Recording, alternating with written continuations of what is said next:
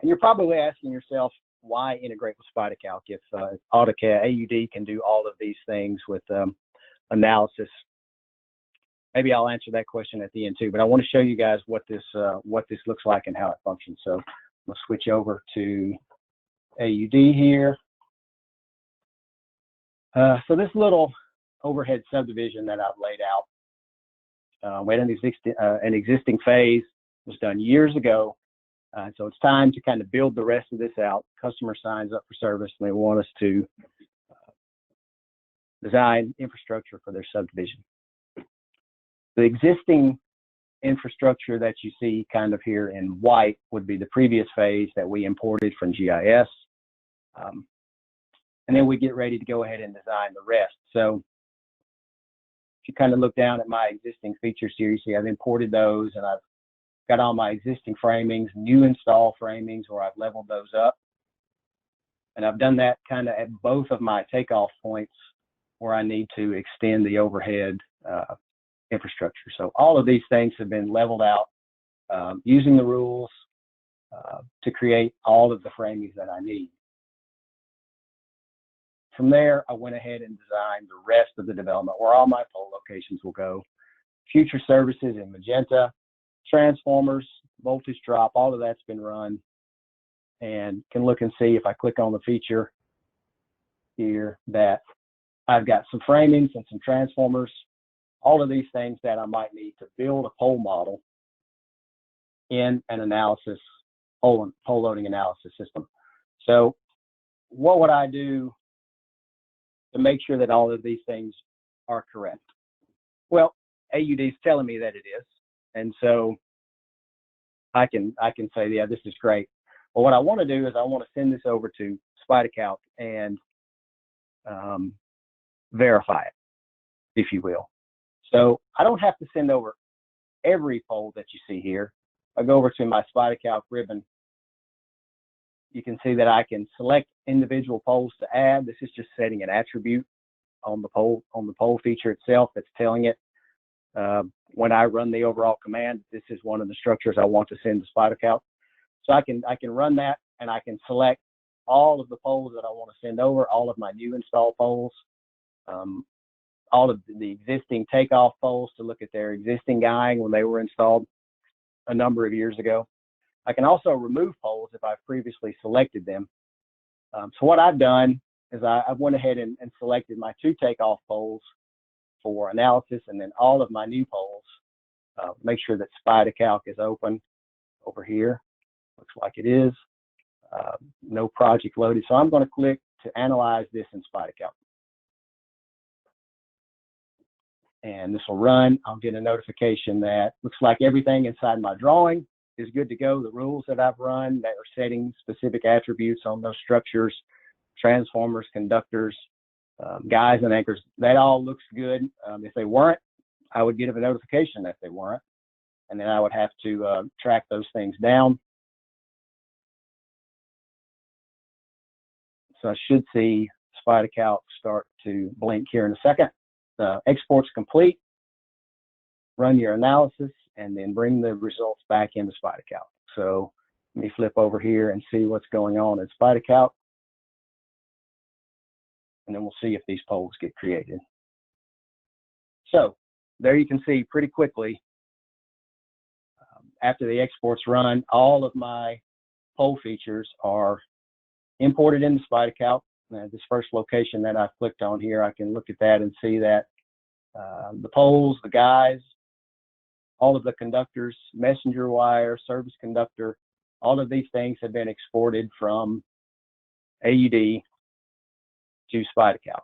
And so what do I do next? I can quickly analyze all of these structures at once.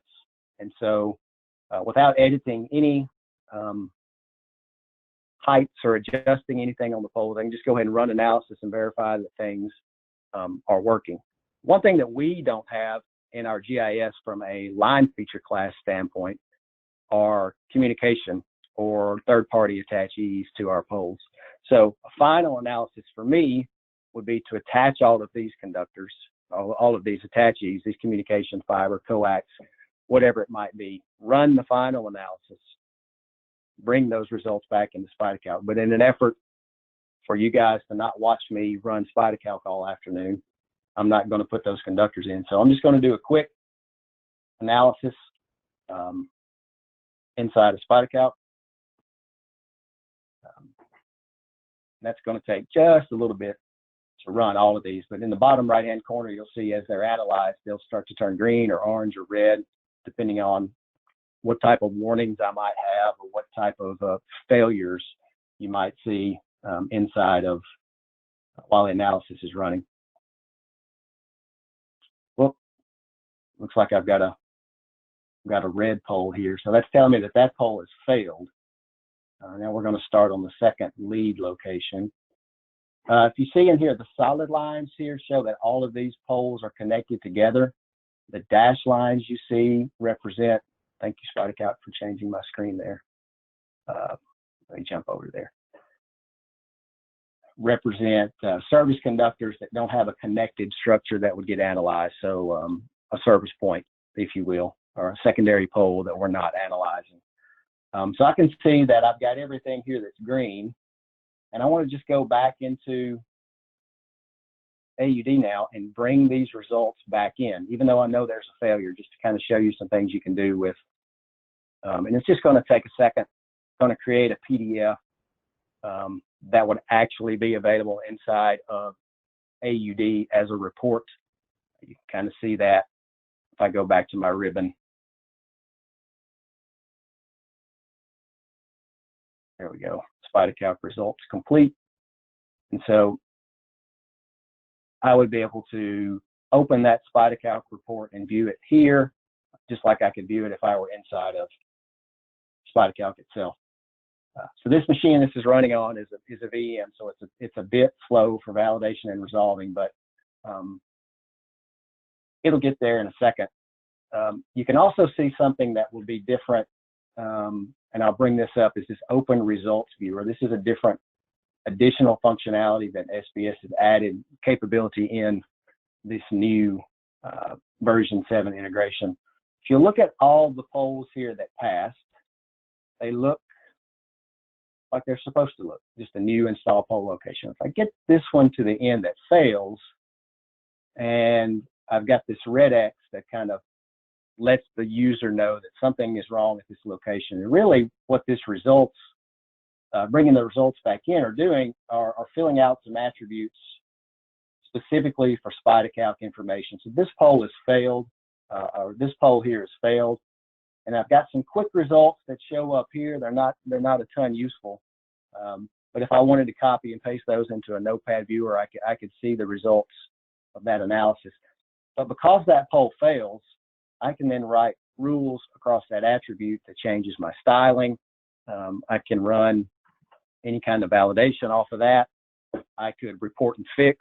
I could do a number of things off of it. What I really want to do is go back into AUD or into SPIDAcalc and fix that particular poll location. So I'm going to jump back into SPIDA. I don't have to send anything back over. My information is still there.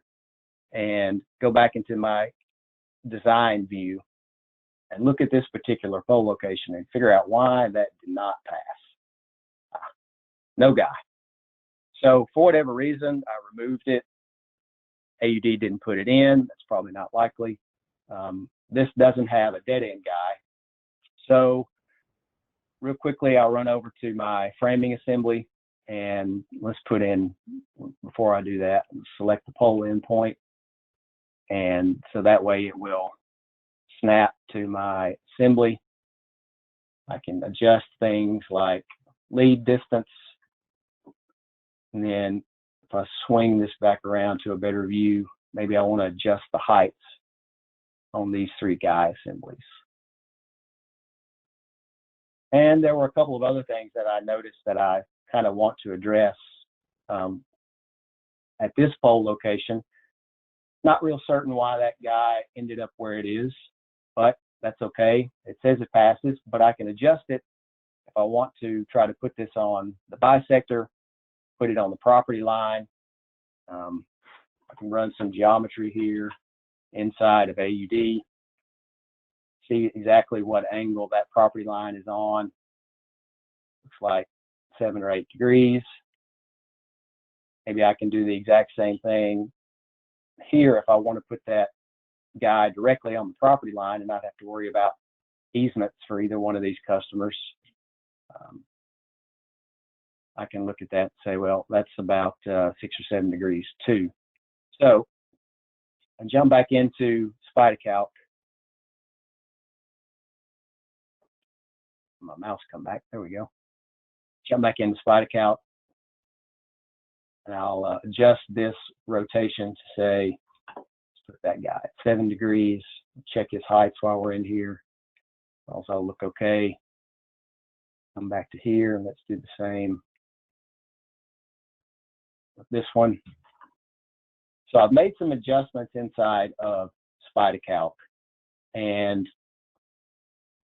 these two existing takeoff poles, maybe I no longer need this dead end assembly, or I want to check it without the dead end assembly and see if this side guy will hold it.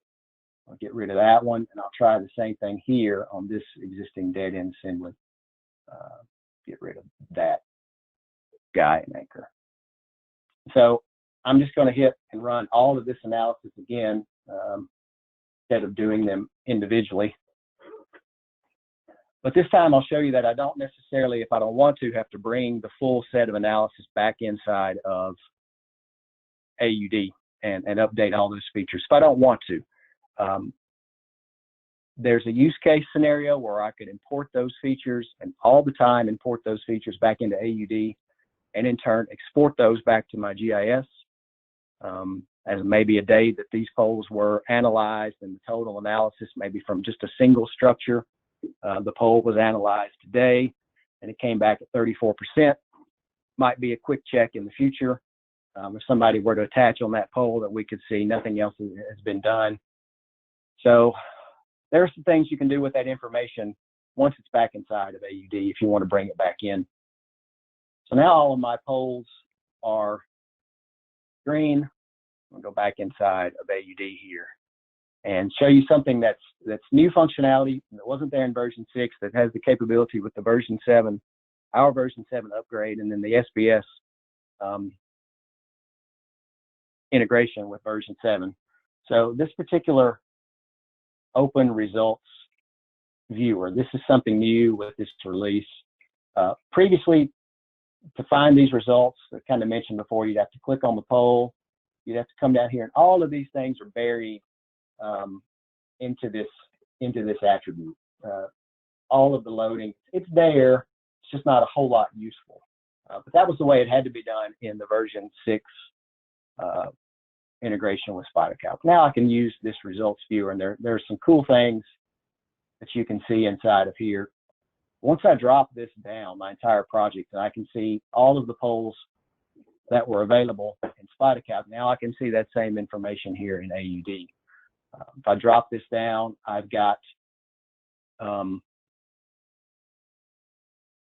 sub drop downs here where I can see different results for my guys, individual guys, anchors, other components on the pole that have been analyzed, insulators, the pole itself, and then I can see just an overall pass status for this pole. So which poles are the ones?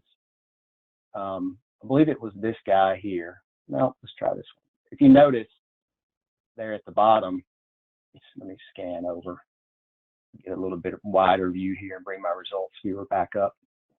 As I click on each location, each pole, you'll notice that they get highlighted.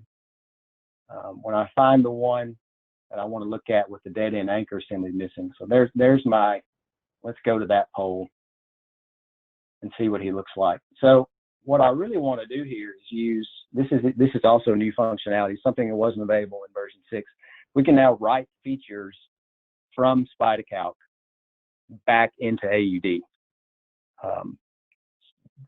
Obviously, in this case, I want to put some guys in there, so I want to run replace guys. There you can see that the guys that were not previous there, they had modeled in SPIDAcalc, are now available. And what's going to end up happening is it's going to set this location to a different status from, allow auto resolve status. So I had a couple of those really that I wanted to look at inside of SPIDAcalc while it validates and resolves. What hopefully you will see, if my rules are right, and they're not, is that particular pole should change back to the status that it was. That's because when I brought the guy assembly back in, we set that pole to never auto resolve. So if I allow auto resolve changes again, hopefully when this updates the next time, it will change my pole status back to the way it should look. Back to my results viewer. I want to go look at those other pole locations and see if I can find where I removed the dead end assembly. You'll see now I've only got 2 guys. I want to do replace guys here. And instead of having the guys and anchors still show as existing, now they're going to show as removal guys and anchors. So they didn't remove those features from AUD. It just changed the status. So then now I keep my material ordering the way it should be. And I think you can see where I'm going here. I'm going to do these on the other poles where I had things that I wanted to change. I'll replace guys there. The dead end assembly is going to change status. And then I had these 2 side guys here that I want to adjust as well.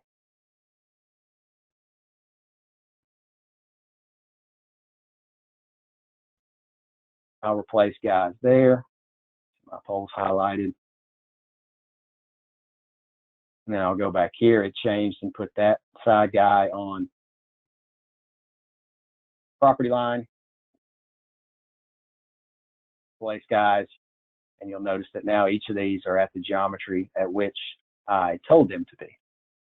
And so that's some new functionality that's been added. We're discussing doing similar things like that with cross arm assemblies, pole framing assemblies, where if I have a framing assembly that fails inside of AUD and I were to, the pole is perfectly fine, the pole passes, but the cross, maybe it's an old style framing and we've updated angles on those assemblies to not be such a heavy angle. So now that particular cross arm assembly fails. So we think there's some ability to bring the cross arm assemblies back into AUD, depending on how you want to handle doing that. So there's a lot of functionality that there wasn't available in version 6 that we now have with the version 7 integration as we continue to work on this thing with SBS, that we think we can add quite a bit more with this results viewer and the way this new integration has the ability to kind of go back and forth. So that was probably pretty quick. Maybe there's some questions out there. That's really all I've got to show you. So if there aren't any questions, I think SBS probably has my information. Maybe you think of something later. Maybe you're not a SPIDAcalc user or you're thinking about it, or maybe there's another pole loading analysis system that you would like to integrate with. I know SBS has my information, and maybe they'll give out an attendee list at the end of the sessions are over, so we can, continue to keep in touch with each other. But feel free to ask questions now, and I'll see if I can answer them. And if not, maybe you think of something later. We'll take care of that then.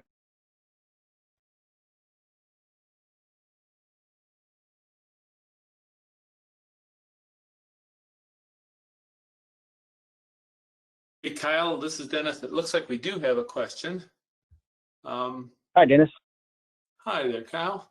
I'm not sure if you can see them or not, but I'll go ahead and read this to you. This one's from Dan Layton. Hey, Kyle, what data was initiated in AUD here? For example, the original mounting heights? That's a question. Is SPIDA analyzing the values determined in AUD, or is SPIDA also doing pole-to-pole leveling? Yeah, so everything that you saw exported from AUD to, let me close that results group, from AUD to SPIDAcalc, all of that's been leveled inside of AUD, and it's been connected. And so the heights that you see from these guys were heights at which they were placed inside of AUD. So all of these levels. The one thing that there's a little bit, and this may just be specific to our SPIDAcalc install, but these client framing assemblies, if you were to dive into those, each kind of have a mounting from top and a separation between that and the neutral. It's kind of canned. It's built into the assembly. So a lot of these things may come across right away at their kind of canned neutral separation, or they distance from underbuild and then a separate neutral distance. All of the other heights are what we're working toward, is making sure that those come across the way AUD has leveled them. What I did not do inside of AUD is to adjust them for field heights. I don't think I want to get into doing that. What I really want to do is to be able to send this to SPIDAcalc, adjust the heights in there, and not worry so much about what the heights are inside of AUD after I have ran my SPIDAcalc calculations. Of course, it's perfectly available to do that, to change the heights inside of AUD and then send that over based off of field collected data, especially for existing poles. But my new pole locations shall all be leveled based on the way I think that would be installed in the field. It's not running AUD analysis, it's running its own analysis. SPIDAcalc is. Once the information is brought in, we're simply just saying all of these things are available in AUD to take to SPIDAcalc. I had to do some things in the configuration to say, this is what this framing assembly is in AUD. This is what this framing assembly is in SPIDAcalc. Same thing with the transformers and the wires. So there's some back-end information in the SPIDAcalc client file that needs to match the industry model inside of AUD in order for these things to kind of pass back and forth. But then it's really just a transfer of information from how are things in AUD and how are they in SPIDAcalc, and then this builds it for me. Part of the reason why we say why integrate with SPIDAcalc, or why integrate with any pole analysis software if AUD does these things? Well, our reason was pretty simple. That's just our system of record for pole analysis. SPIDAcalc wasn't going to go away. AUD wasn't going to replace it, at least in the eyes of those who handle those kind of things. So it didn't make any sense in my eyes, and to a lot of people's eyes, that if I'm going to take the time and effort to build these in AUD for material ordering purposes, for any of those things that AUD does, why I should have to build those things again inside of SPIDAcalc if I can just send it over to it. If I'm going to have to use SPIDAcalc, I don't want to do these functions twice. It's kind of the same thing as any integration, whether it's work management or some kind of customer information system. Less mistakes, less redundant data, and I just don't have to do it twice. The amount of time that it saved me to just send this information over and build this development inside of SPIDAcalc so that I could analyze it, because that's my system of record. I saved X amount of minutes doing that I would have to do, kind of building it myself. Hopefully that answered Dan's question. Yeah, thanks, Kyle. And I know David Clancy had a similar question. I think you've possibly answered it. Looks like the kind of setup would require 2 industry models to be set up, one for SPIDAcalc and one for AUD. Is that assumption correct? If so, is there any way to optimize that setup? I don't know if you have anything additional you want to add to that. Yeah, so the back-end client file, there's a client file, excuse me, there's a client file that's built for SPIDAcalc already. And all of those assemblies are built in there, and he's right, it's similar. It's similar to being 2 industry models. So that setup is already there in both places. So the information residing inside of SPIDAcalc has its client file. You could have multiple client files if you wanted to use different setups, but really the only thing that I had to do inside of AUD is to look at that client file and say, what is this pole called? I think it's an alias field that has to be set up. A lot of times they're already set up inside of the client file. So you look at that alias field and say, well, a 50 class one pole is called X, I need to make sure in AUD that that's called the same thing. And for things like poles and transformers, things that I've got that are one-to-one relationship with what they can be, those are all model features, and they're all filled out as a model attribute. A model attribute for transformers and things like that. Others where I've got kind of a one-to-many setup, like a conductor, overhead primary conductor, for example. If you were to import that, if you were to create it directly inside SPIDAcalc, you can have different tension classes. So for us, that's a full tension, a reduced tension, and a slack tension. Inside of AUD, I just have one model for that conductor, one for single phase or two phase or three phase or what might have you. So I'm, instead of creating more models in the industry model, that SPIDA attribute that has to be populated in order to go back and forth, it's just done through a validation rule. And the validation rule looks at the tension that's on the conductor that's also set through a validation rule, and it says, okay, this conductor is 2 ACSR and it's reduced tension. Well, when I send that to SPIDAcalc, it's going to find that 2 ACSR reduced tension conductor and match it up, and that's what it's going to build. It's really not as hard as it's not as much as you think. It's just making sure that you get those naming conventions right, going back and forth. And of course, if new stuff is added, you'll have to add that too. But it can be done through model attributes, through feature attributes, or like I've done, it's a combination of both. Okay. Thanks, Kyle. We do have a couple of other ones here. This one's perhaps a little more appropriate for us here at SBS. Are there plans to integrate AUD with OCalc from Osmos? We've had a number of inquiries on that, and we've done some preliminary analysis some time ago and have felt that it's very feasible to do, but we really haven't had a customer that said, hey, we have to have this. So, we've been really waiting for a specific need. We've designed this interface to be as generic as possible. So we have that option, we just haven't done it yet. So if it's something that's really important to you, please reach out to us and we can have some further discussions. So,